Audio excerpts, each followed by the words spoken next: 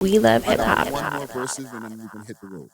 Okay. Yeah, This is just pure, like, positive. There's pure war. Yeah. Because the people have spoken, the Toronto police actually, versus the gun buyback program. Really? What? Yes. So this is like an internal beef. They're not supporting it. They're openly saying we ain't fucking with that shit, bro. You know what I'm saying? Did they say why? They said it's an idiot thing, bro. Hold on, let me pull up a post over here. I have an article actually for this one, and this is courtesy of CP24. They will not help with the federal government's gun buyback program. Yeah, bro. Damn, okay. We're Toronto's standing up for themselves a little bit. The police is standing on business. So Toronto police will not be participating in the federal government gun buyback program that aims to reduce the number of banned assault type style weapons in circulation across the country. The Toronto Police Service, TPS, told CTV News that Toronto, in a statement on Tuesday, that they requested further information and are committed to reviewing the assault-style rifle compensation program once more details are provided. No operational viable plans was present. We must focus our efforts where the greatest public safety impact, including targeting criminals who use illegal firearms, participating in those entering Canada from the United States, the force said in a statement. We will continue to work with levels of the government on measuring that deliver public safety results. Okay, so they're just not trying to do extra work. Yeah, they're basically, and that's pretty much the article, right? They go through statistics and stuff like that afterwards. But they're like, bro, we're trying to get the illegal guns off the street. We're trying to get the guns that are coming through the border. Yeah.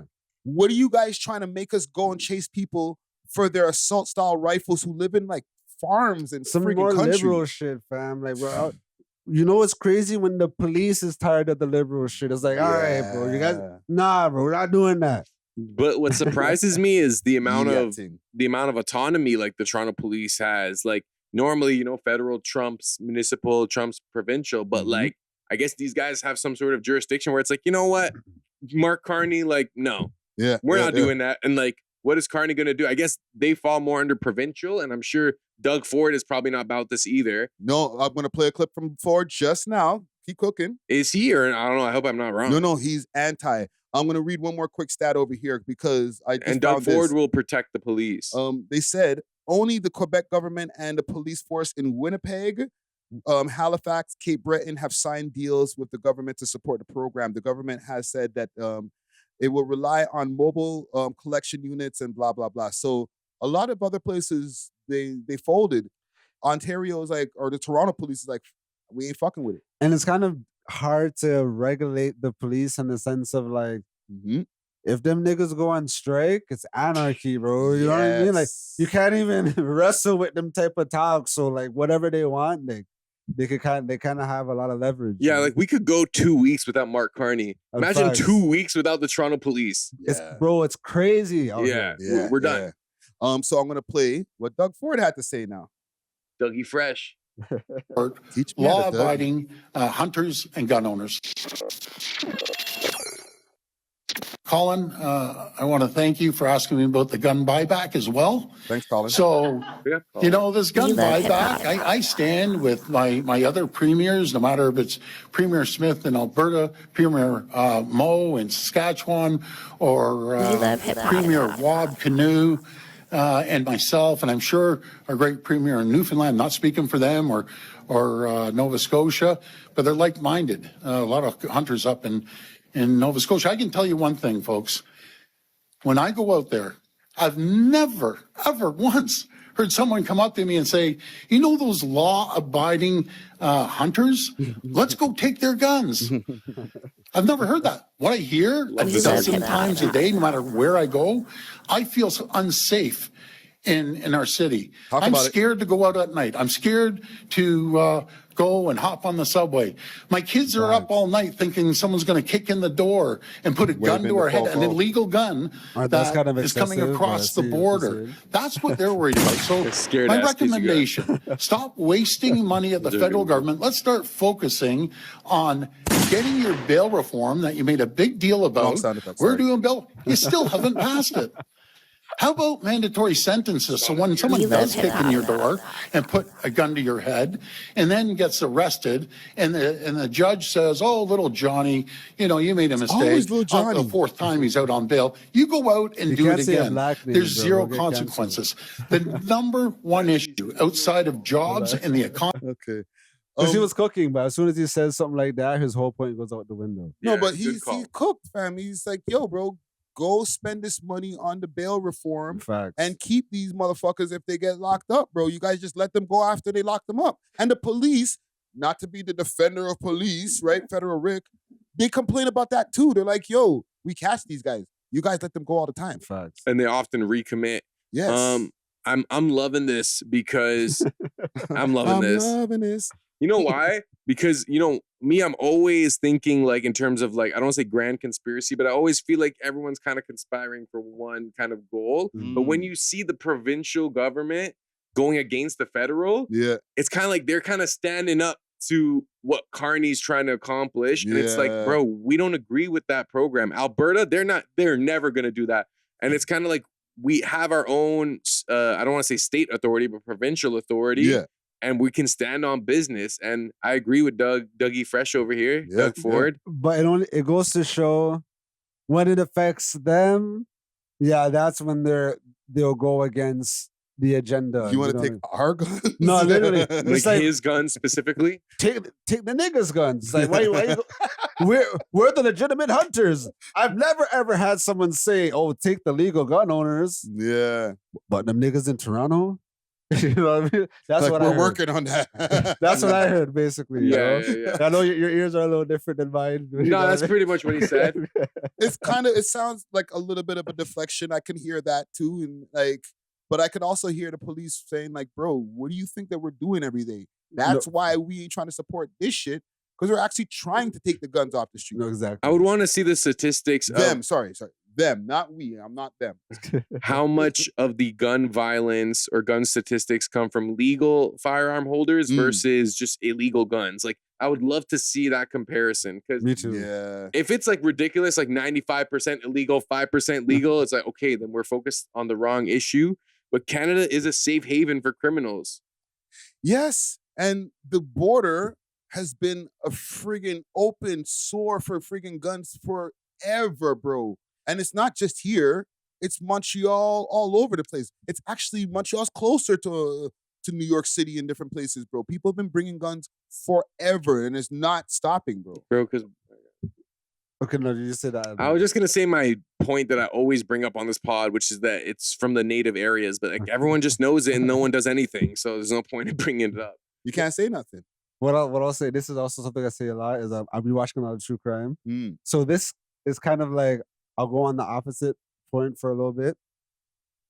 A lot of these true crimes, like, okay, husband kills wife, family, you know what I mean? And it happens in like up north, rural areas, yeah. With like these guys and they be hunting and like, or they be getting cheesed at I'm gonna get the gun. You know what I mean? Or like the son goes into dad's safe and you know what I mean? So like, I'm not gonna say, I don't want to paint it like, once you're a legal gun owner, you're only shooting deers and like, oh, you'll never harm a human and stuff. You know what I mean?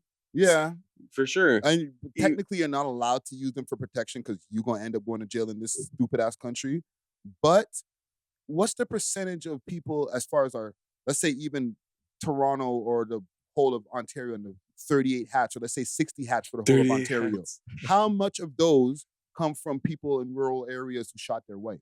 Most of them is just like gang-related hood shit, or like not even hood shit, like actual gang organized crime shit. You know what I'm saying? If there is, there might be Black Fist. Like out of the 38, okay, let's say to Toronto proper, the 38 that happened over here in 2025. Let's say 2 of them are domestic violence issues. The rest of them are all friggin' street shit, illegal guns. And yeah, I just don't know where we're gonna take. It's either like, bro, you got to make sure not one person has a gun besides like law enforcement. Nice or try. or you got to give everyone the ability to have a gun legally. Like, I don't know, when you have it uneven and it's like some people have it, some people don't. Yeah. Now you just created a major power imbalance within your own like citizenship, you know? Yeah. It's just a kind of a. I know the libs have their angle that they could say you're not even allowed to defend yourself with these guns. So what are they there for? You need an AR to shoot a dare. That's what they're gonna say. Yeah. Yes. Well, duh. It's like, I don't need to. It's just cooler when I do it that way. Yeah. I like it. I like my red dot scope. You're gonna go duck hunting with a friggin' assault rifle. That's the angles. I'm not saying I agree with it, but that's the angle that they're saying. Like, you don't need this type of firepower if you're just hunting. And then you're not allowed to defend yourself with it. So just give it to us and we might pay you or we might not. That sounds convincing to you? L for liberals, bro. L is for liberals. L is for liberals. Yeah. They put the L in liberals for real. I don't know, bro. I don't know if like what was going through their mind when they were coming up with that argument. Like, bro, like you just don't need them, bro. You just don't need them anymore. Just give them to us and we might give you the money. Like, man. We're just supposed to go, you know what? I wasn't thinking about that, but here's my gun, bro. Oh, you're not giving me the money? Don't even worry about it. I didn't need that gun anyway. Nobody's going to go for that. We're just watching the city devolve more and more. You know what I mean? And then the people in leadership are just like, I don't know. I feel like right now they're just trying to make as much as they can and then they're getting out, bro. Shout out Doug for sticking up for the hunters. You know what I mean? But every time I'm on the subway and there's a delay, I'm just like, fucking Olivia Chow. No, but okay. That be happening every day. Every day. But one more thing also about that, fam. Like, these guys, right? It seems like Doug, they always call him the yayo head, right? Or the coke head. This sounds like a cokehead plan, fam. Like, yo, this is what we're gonna do. We're gonna tell everybody that those guns they're too big. Those guns are too big. Just give them back to us and we might pay you, but we might not. And then we'll tell them that we might not pay you. Talking about Carney being a cokehead? Yeah. No, but fam, that sounds like a plan that you came up with one night and mans are just like, no, fam, no, you should do it like this. And it's like, now let's present it to the public. And everybody was supposed to just say, yeah. Yo, imagine they're just in a room. He goes, we're going to take their guns. No more sight rifles. They can't do anything. We're going to have all the guns. Yeah, that's fucking genius. Even better, if we pay some of them and not pay all of them, it'll feel like a lottery. So it feels like they won something when we pay the ones that you know what I mean? And they're like, and we'll tell them we're not gonna pay them either. Like, no. And if they say anything, they'll go to jail.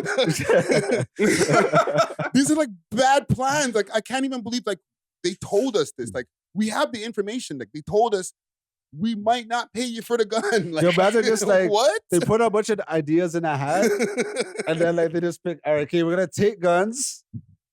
And we're only gonna pay half the people, and you know what I mean, like on some Family Guy cutaway shit. It's like I feel like sometimes I'm like really in like a wild TV show that I'm like, no, fam, like that's not gonna work. Like, and last thing on this, fam, the reason I know is because the last clip I put on this, it's going crazy. It did well. I was gonna mention that. What? I knew that's why you brought it up too. Like 6.8K. Part two, right? But the comments. Mad comments, like 100 and something comments in like 2 days, and paragraphs. Mans aren't having it. What? And people do not play about their guns. Yes, and a lot of those paragraphs are, this affects me. I have to go through this, and I can't believe these guys are coming up with this wild cokehead plan, telling me I might get money for my gun. Like, no, can I keep my fucking gun, please? What I like about, those individuals is that like they really feel like their individual freedom is threatened by like not having an assault rifle, which like I kind of rate, because like, yo, if that's your identity, you're a hunter, you do it ethically, you do it legally, like you have the right within the law. But it's kind of also like, I don't know, like it bothers them heavy. Well, hey, now you know what it's like when the government imposes themselves on you and takes your freedoms away. You know what I mean? Welcome to the club, guys. Bro, we already been there though. 2019, the vid, they did that, bro. And the majority of y'all went with it. Don't think I forgot. I lost a lot of followers them times because, bro, they were looking at me like I was like the antichrist because I was like anti this, anti that. I was like, yo, how are you you know. And so many people from my high school were like, "Yo, this guy's weird now." Your family tried to go at you, right? I have my I've still never been the same with my aunt and uncle since then. Okay, they'll say hi to me and we'll talk, but like I just look at them like, don't think I don't remember. Yeah, you went bad on me, like. Yeah, like you told my mom not to let me in the crib. You're an enemy to society, bro. You're not doing your service, man. Enemy of the state, #1. That's crazy. Yeah. The ruiner. The ruiner. Bro, I feel like I'm in my villain arc right now. Like I turned heel a little bit, bro. Like I went to go to London today. Like what's going on? Let the force flow through. Ah. Okay. Well, we got it right here for the day. Let's wrap it up, episode. man. Yeah. Great episode here. We Thanks love for hip-hop. watching. If you enjoyed this video, please make sure to check out these other videos on the screen and make sure to like and subscribe. We love hip hop.